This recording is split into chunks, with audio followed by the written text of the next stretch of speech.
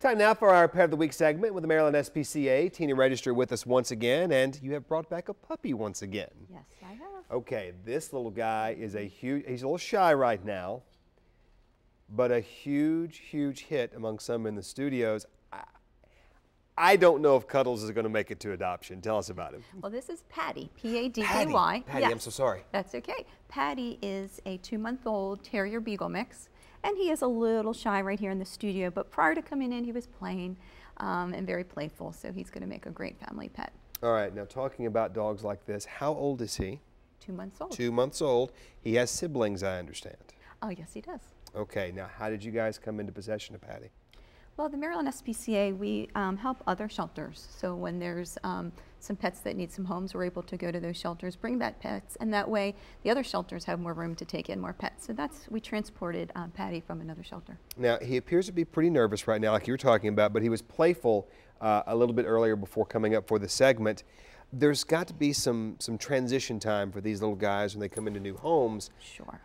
Not only do they have to get familiar with the new settings, Tina, but don't they have to get maybe comfortable with some grooming techniques and maybe parts of their little bodies that are being handled normally they're not used to? That's true. Certainly when you bring a new pet, especially a small puppy, into a home, very slow introductions, getting them used to family members, other pets if you have them. And then once they're feeling comfortable, Paddy, you can see, has the little bit of some wiry fur, so we're not sure how much of the terrier he has in him, but he may require some brushing as he gets older. So it's great to get started early, brushing them, used to having their ears cleaned, their teeth brushed, even having their paws touched so you can clip their nails. One of the things I immediately noticed within the 30 seconds of you changing the way you were holding him, you went from more of the sitting on your lap to holding him in more of a maternal position. Now, granted, dogs don't have opposable thumbs, so they can't do this, but he's more comfortable right here. He feels much safer, doesn't he? He is. He has actually been in our arms this morning. I set him down just to see if we can get a better shot of his face. But yes, he is a baby, and he's enjoying the comfort